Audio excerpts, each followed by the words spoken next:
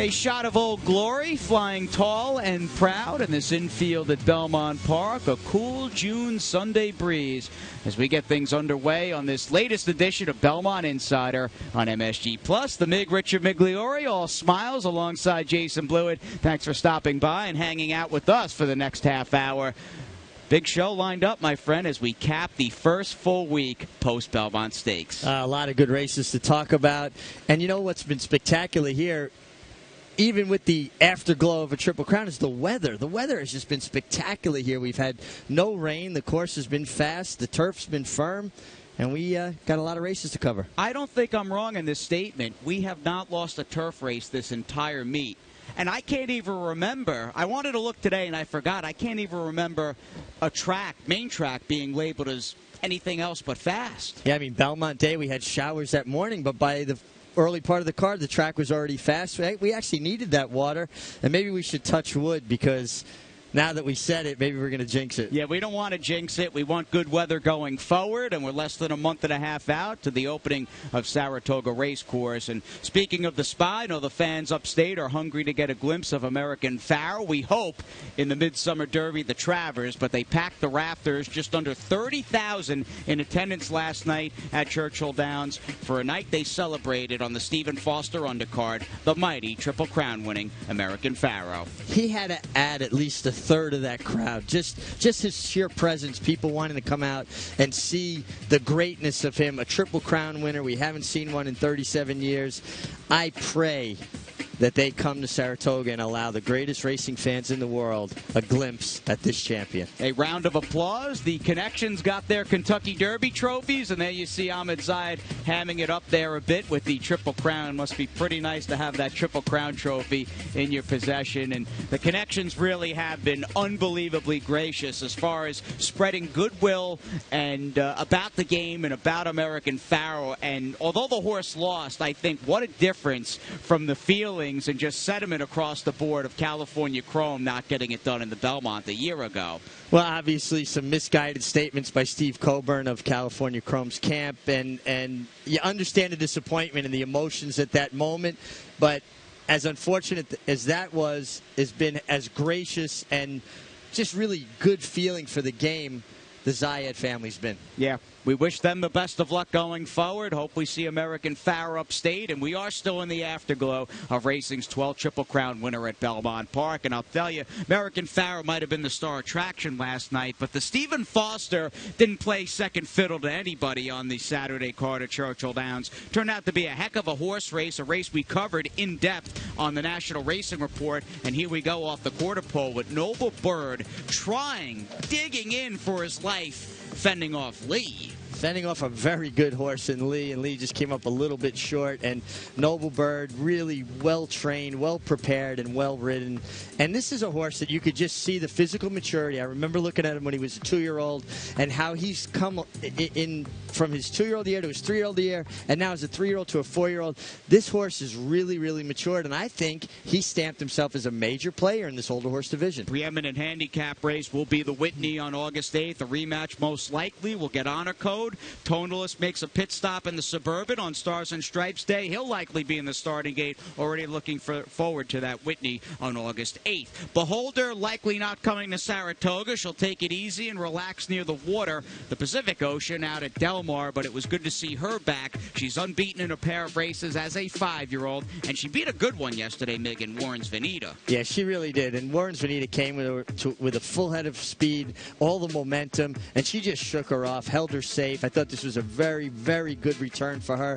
Now we need to see her stay healthy, not come up with any illnesses, any other sort of infirmities, so that she can put together a comprehensive campaign and give herself an opportunity to be champion older mare. And complete thoughts were had on the National Racing Report, along with Andy Serling, with those two races and many more, including a look back at Lady Eli's Wonder again from May 31st. That'll be on MSG Plus right here on Monday and Tuesday. We'll hope you'll check it out. And as we said hi high above the finish line on our little perch at the Big B, we get you to Sunday's featured 8th race, the second running of the Wild Applause with Larry Colmus in the booth. Celestine comes out running on the lead.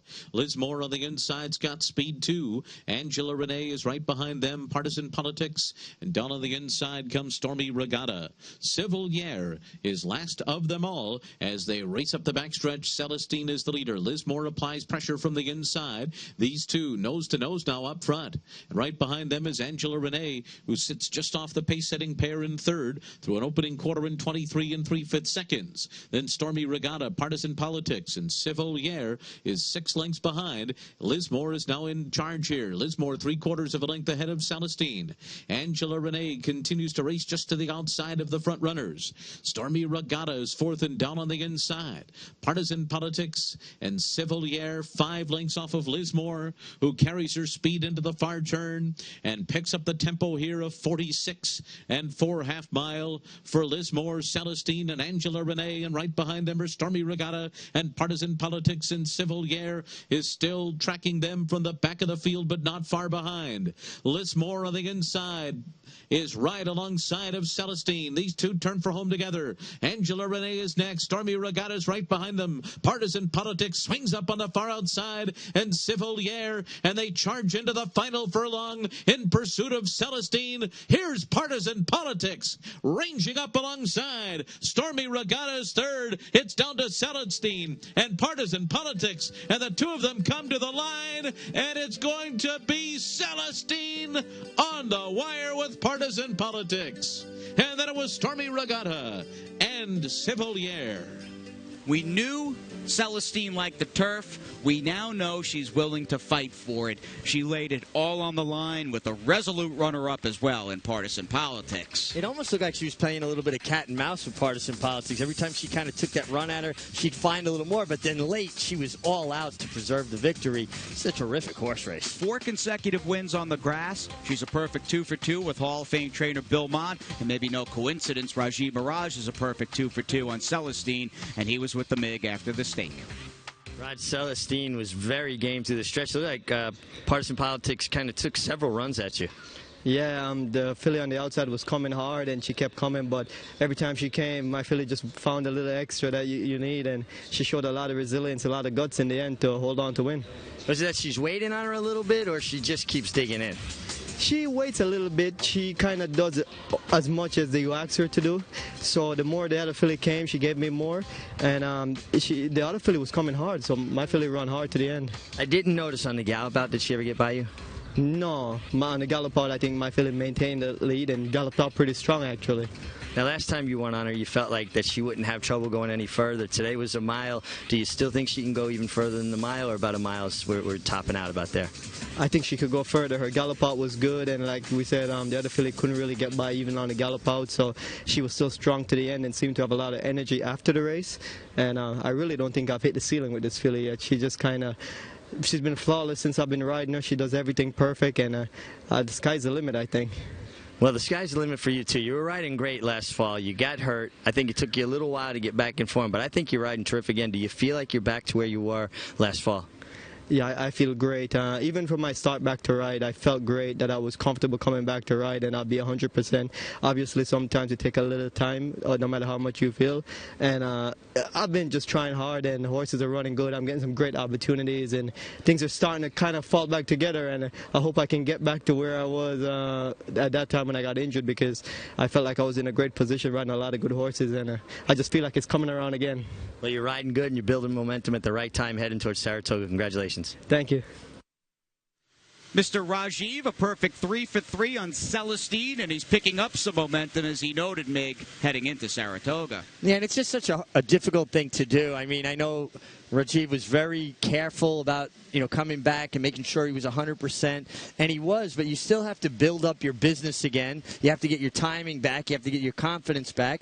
And I thought he was riding well enough over the winter, but I really think he's hit his stride again, and at just the right time, heading to Saratoga. It's a very, very tough, deep Colony, but he's shown he belongs in that top echelon of riders, and I think he's going to have a terrific summer. Not a bad 3-year-old debut in the meantime for Partisan Politics, who finished up like a wild horse for Chad Brown, who does have the 3-year-old filly Turf Gold Standard in Lady Eli. We wait to see her here, Stars and Stripes Day, 4th of July in the Belmont Oaks, but it's all about that Pick 6 carryover when we come back.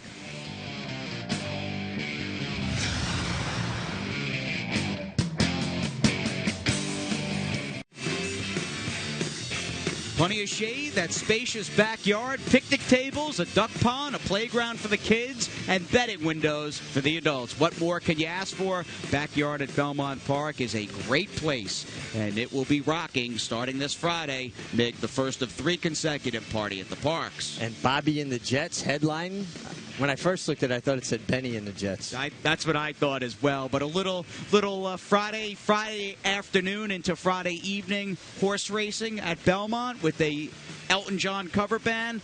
Sounds like a winning exacta-box to me with that 3 p.m. first post on Friday and for the 3 Fridays afterward. It's the MIG. It's Jason. Thank you for staying with us, and we'll get you back to race number 4, 40,000 plus the carryover into Sunday's Pick 6. This was the first piece of the puzzle, and let's see what happened as we go back to Larry.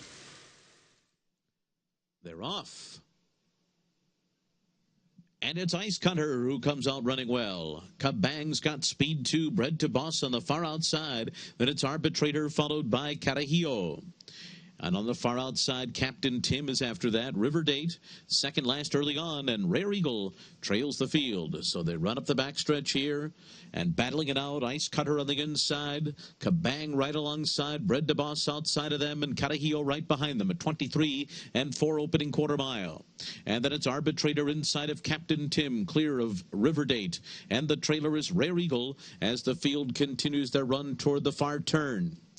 It is Ice Cutter, Kabang, and right to the outside, Carajillo joins them to make it 3 in a line. Bred to Boss is just off them in 4th. Arbitrator 5th on the inside. Captain Tim 6th between after a 46 3/2 mile. River Date's only 4 lengths behind on the far turn, and right behind River Date's Rare Eagle.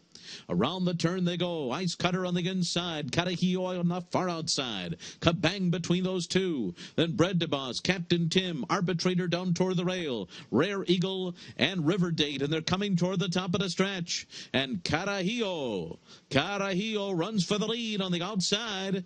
Kabang going with Carajillo. Ice Cutter is 3rd, and they're into the stretch. Then Captain Tim. Arbitrators trying to find some running room, and they're into the final furlong. And on the far outside, Rare Eagle's in with a shot too. This one is wide open here. It is Captain Tim, Rare Eagle on the outside. These two emerge up top, and River Date is trying to close in. Kabang's trying to fight back on the inside. Now they're coming down to the line, and it's going to be, I believe, Rare Eagle in a photo with Captain Tim and Kabang. This was like watching the Arc de Triomphe on dirt. The whole field separated by about 3 lengths, coming down to the wire, and a rare win for Rare Eagle, a maiden no more. Yeah, Rare Eagle took flight late and got his beak on the wire first, and Kabang ran well, uncoupled entry mate, also from Tommy Altrani.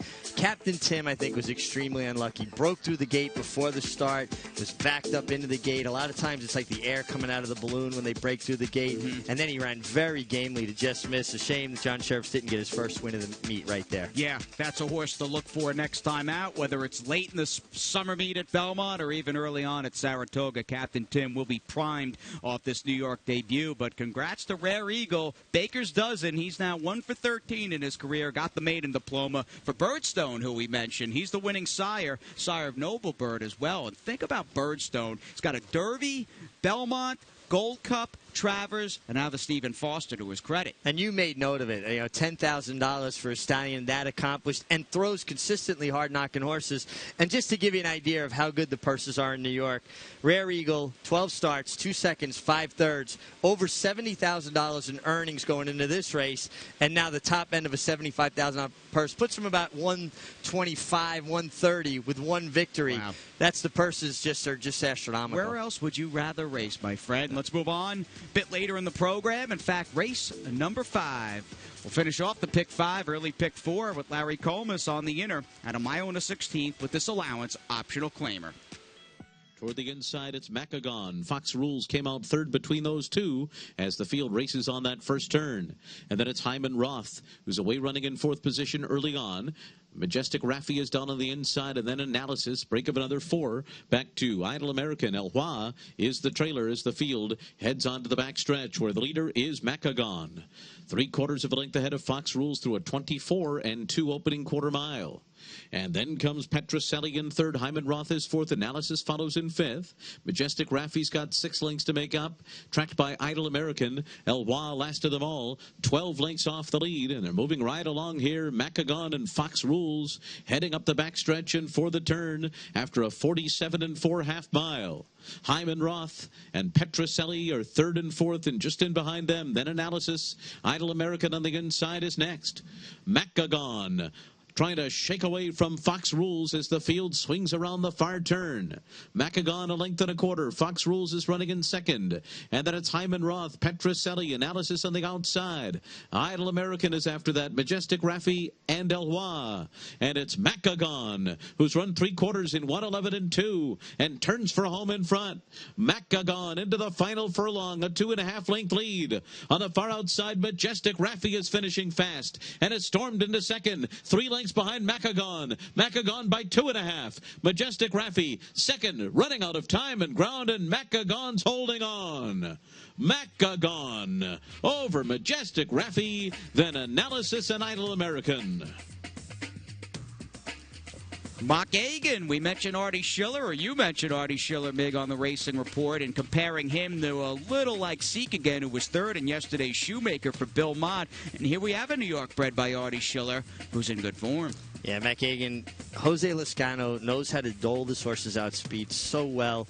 Back last fall, he kind of ran off, opened up 8 lengths, and got caught. Well, he's able to get him to use that speed, but use it efficiently, and in the winner's circle again.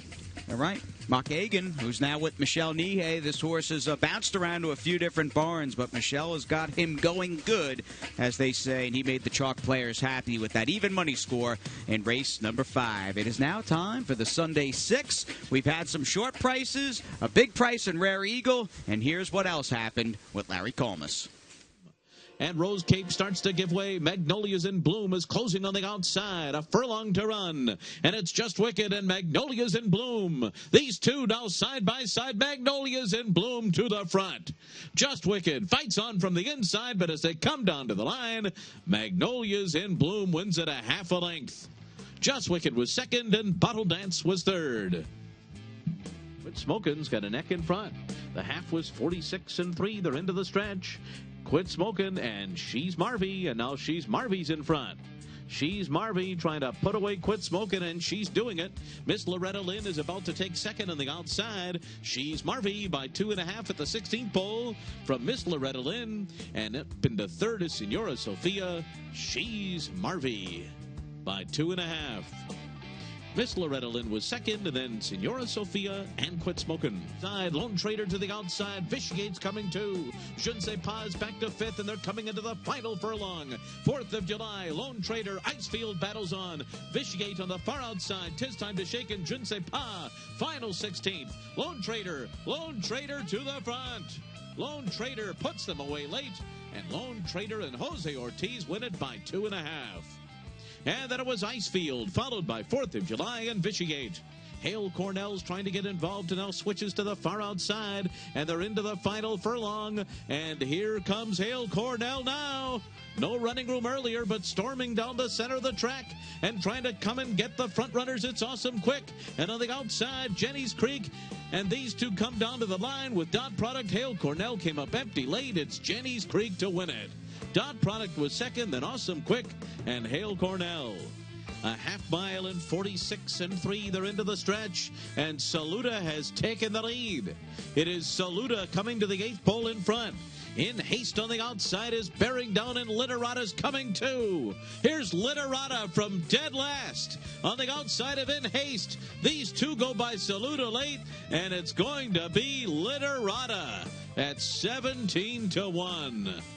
to beat in Hastings Saluda. Annie Walker was fourth. It's beginning to move up on the far outside with good progress. After early traffic trouble, they're coming into the final furlong. And here comes Stardom on the outside of River Knight. El Genio is giving way toward the rail. River Knight and Stardom. It's River Knight in front. Stardom trying to get by in the last 16th. River Knight and Stardom. These two down to the line. River Knight, Stardom's going to hit it together, and Stardom got there. Ran down River Knight despite some early traffic trouble, and then it was El Genio. That run by Stardom, and it took him a while to finally reel in the eventual runner-up, River Knight, made somebody or a group of people very happy. He was one of two, Mig, covered in the pick six that was paying just under $140,000, and it was hit. Where else can you go out for a day of entertainment and have an opportunity to make life-changing money? I mean, you can go to a ball game, you're going to have a great time, but you're not going to come home with more money than you left the house with. Greatest game played outdoors.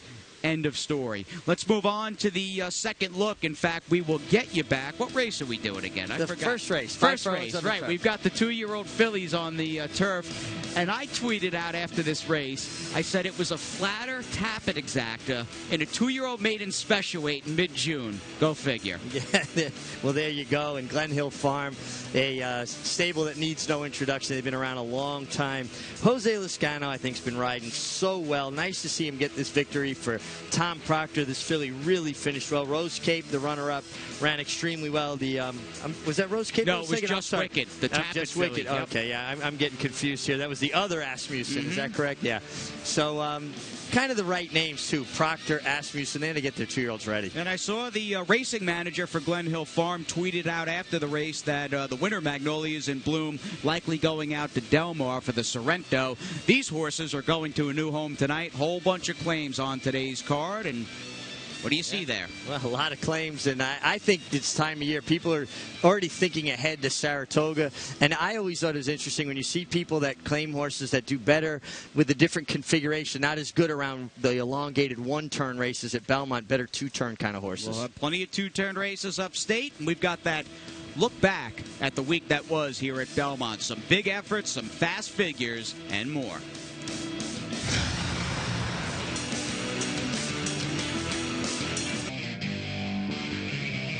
Some fireworks. You like that? Stars and Stripes Day, Saturday, July 4th at beautiful Belmont Park. Whole bunch of graded stakes. Headlined by the $1.25 million Belmont Derby for 3-year-olds on the turf. We'll have Lady Eli in the Belmont Oaks, and Mig looking forward to Tonalist doing his thing in the Suburban. Yeah, and he's just a horse that will appreciate the added distance. He loves Belmont Park. He ran well in the Met Mile, probably second best the way Honor Code ran, but I thought he was a bit unlucky as well. And Big talked about that life-changing score. Where else can that happen but the racetrack? All you good handicappers, time is limited, as are spots in this weekend's $400 buy-in Belmont Park handicapping contest. This weekend, June 20th and 21st. Event details are available at NYRA.com. We hope you join us. And I'll tell you, as we wrap up this 5-day week, we saw some big efforts. DeKalb County up first. He's 2 for 2 at the meet. 95 buyer from Mr. Pletcher the other day. And had to work for it. He had to fight for it. He had a lot of company early and continued on. Johnny Vasquez kept him to task, but DeKalb County put 2 nice races back-to-back now. Son of Malibu Moon, I wish we had stepped in and claimed him 2 back for $50,000. Looks like he's worth a whole lot more. 6-year-old Gelding, New York bred by King Kugat, King Creasa. They left him alone early in the poker, and he made them all pay at a big price. It just shows you can put a quality horse on the lead, leave him alone, and you will not catch him. King Creasa running his earnings to almost $1 million now. Great job by David Dunk. Terrific ride by Jose Ortiz. And you just gotta like watching this horse. He shows up every time, brings his lunch pail, and goes to work. And he's now with 4-Star Dave and affirmed success as repeat winners of the poker. Knuckle Curve, 4-year-old colt by Proud Citizen. Second time out for Michelle Nevin. Ran a hole in the wind in his maiden win on Saturday. Wow, did he run big, and just you couldn't foresee this kind of improvement. Not a surprise that he won, but to win like this, I mean, he certainly ran and looks like he's got a future as well. Yeah, no kidding. Coming in from the West Coast, Michelle's got that other Victoria's Sweet, who's a 3-year-old for JMS, who looks pretty good, and she had a 3-win Belmont weekend, and we give Michelle Nevin, the hot trainer, as touch of star quality, runs away in highs. This was the first of 2 wins for her on Saturday's card. Yeah, and these horses are running off out of the screen, winning by open lengths, 4 for 7 on the week. Great percentage. Horses always look good, and they run to their looks. And she claims she gets some well-bred horses for JMS and develops those horses like Touch of Star Quality, who's had lengthy layoffs, but she had him set for a big win and a 99 buyer. And with another week down, Todd Pletcher is still the top dog. And maintaining a 6th-win lead over Chad Brown, and everybody up on that list are just having tremendous meets, winning at high percentages, and their horses are looking so good on the track and running to those looks. Maybe the youngest rider in this Belmont colony is the apprentice, Eric Consell, who took today's 9th race, Mig, and had a riding double on today's card. And he is just riding so well. He's so impressive. A young kid, has so much poise, is making all the right moves. And you know what? He's got the right mentor. Angel Cordero, if he's your professor, you're supposed to just ace it. You're supposed to have a 4.0 was it GPA, is that right? Yeah, you I see, for a guy who didn't even go to school, but this kid has really impressed me, and I like everything I see. I love the way he finishes on a horse. As we're watching, is it Shore Road? Is that the Shore Runner? Shore Runner. Who's been a good turf sprinter, won this race for John Terranova, was claimed out of Terranova's barn, but this was a week in which Eric Consell started it, a double bug, 7-pound apprentice. He's now a single bug at 5 pounds. Yeah, and the fact that, you know, he's now down to 5 pounds. Some trainers won't ride a 7-pound apprentice. Well, they need more experience. They won't ride them until they hit 5 pounds, so it might even open more doors for him if that's possible. An impressive colony as we go from top to bottom in the rider standings. Jose Lascano picked up a 2-win Sunday owner standings with another Sunday down, another week down, and day 34 in the books. Michael Dubb, the leader. Yeah, and a guy who claims horses with a vision, knows what he's going to do with them.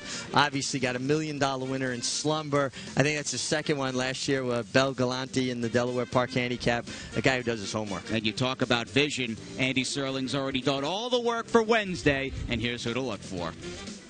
Thanks a lot, guys. Well, I'm looking at the 5th race on Wednesday's card, and I'm hoping the public really goes for the 2 Mrs. Hudson, who was a visually impressive maiden winner for trainer Kieran McLaughlin at Aqueduct. I don't love the race she's coming out of, and listen, she could easily improve, and Kieran has very good numbers coming off maiden wins, but I really like the 5, So You Say. This is a horse that improved dramatically to break her maiden for trainer Michelle Nevin down in Florida with a big figure.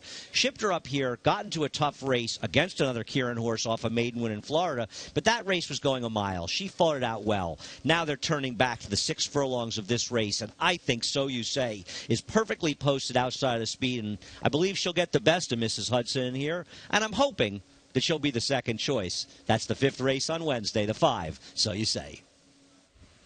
So you say for Andy? Then we'll say we've hit the finish line. Indeed we have. National Racing Report Monday and Tuesday. For the Mig and I, thanks again for tuning in, and we'll see you Wednesday with the first race post of 120.